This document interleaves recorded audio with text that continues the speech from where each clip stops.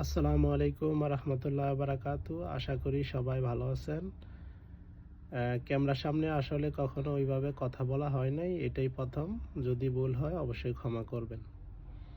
তো যেই বিষয়টা নিয়ে কথা বলতে আসছিলাম, একটু আগে দেখলাম সময়ের কণ্ঠস্বর একটা নিউজ করলো যে শুধুমাত্র 2025 সালে 7,50,000 নতুন প্রবাসী সৌদি আরব আসছে, ঠিক আছে, নতুন কর্মী।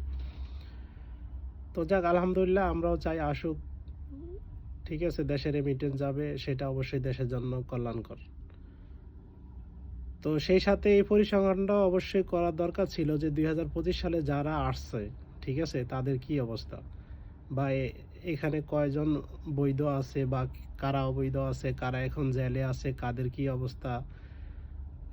আসলে এগুলা কখনো ওইভাবে পরিসংখ্যান করা হয় নাই, ঠিক আছে, বা ওইভাবে খোঁজ খবরও নেওয়া হয় নাই। তো যারা চলে আসছেন তো চলে আসছেনই, আলহামদুলিল্লাহ। দোয়া করি আল্লাহ আপনাদের রিজিকের ব্যবস্থা করুক। তবে বর্তমানে সৌদি আরবের পরিস্থিতি খুবই খারাপ, খারাপ মানে খুবই ভয়াবহ। মানে কাজকর্ম নাই বললেই চলে একবারে। ব্যবসা বাণিজ্যের অবস্থা তো বাদই দিলাম। তো খুব কঠিন পরিস্থিতি। এমন কোনো রুম নাই যেই রুমে 2-3 জন লোক নতুন দেশের থেকে আসছে কিন্তু বেকার, কোনো কর্ম নাই, ঠিক আছে।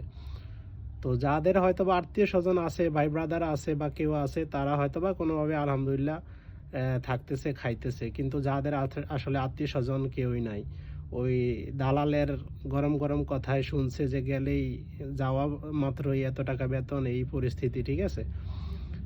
তো এখানে আয়সা দেখে সব কিছু উল্টা। তো যারা অবশ্যই আসবেন ভেবেচিন্তে আসার অনুরোধ রইল। কারণ বন্ধু বান্ধব বা ভাই ব্রাদার অনেকে অনেক সময় নক করে যে তোরা তো সৌদি আরব আছো তো অনেক বছর ধইরা, তো আমার এই লোকটা এই অবস্থায় আছে, এখন খানা নাই, বা খানা খাইতে পারে নাই, টাকা নাই, এই পরিস্থিতি, একটা কর্মের ব্যবস্থা কইরা দে, ঠিক আছে। তো আসলে বাস্তব পরিস্থিতিটা আমরা দেখতেছি, আসলে ভাষায় ওইভাবে প্রকাশ করার মতো না।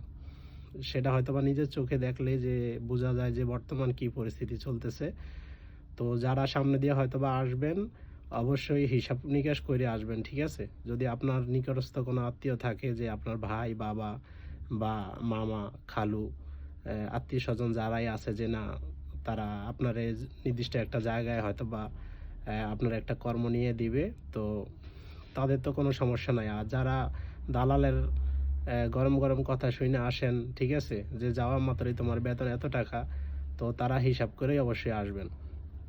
কারণ আপনি যখন সৌদি আরব এয়ারপোর্টে ফিঙ্গার দিয়া আপনি সৌদি আরব এন্ট্রি হবেন, আপনার মিটার ঘোরা শুরু হয়ে গেছে।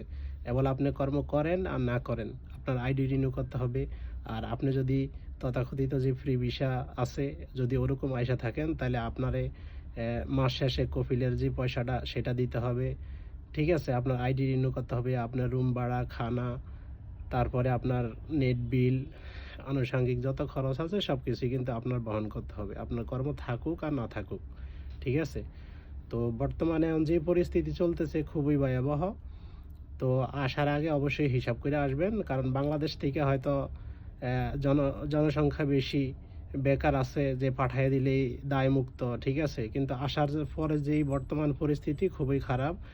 তো আসার আগে অবশ্যই হিসাব নিকাশ করে আসা, এটাই বুদ্ধিমানের কাজ হবে, ঠিক আছে।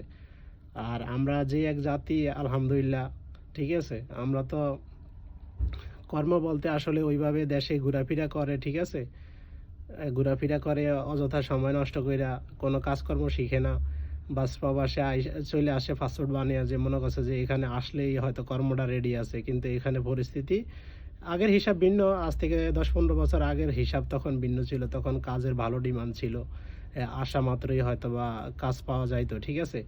যেভাবে হোক মানুষ একটু ইয়ে করে শিক্ষা টিকা মোটামুটি। এখন বর্তমান পরিস্থিতি খুবই ভয়াবহ।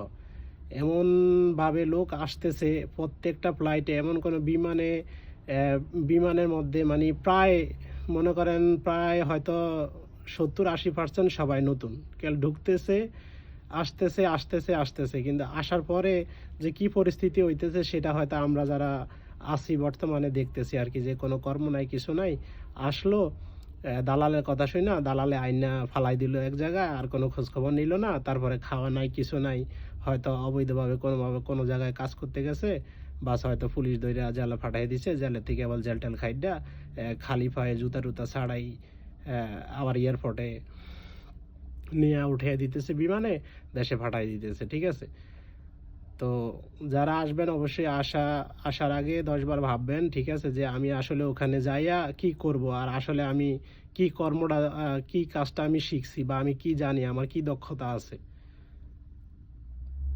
এটার অনুরোধ রইল।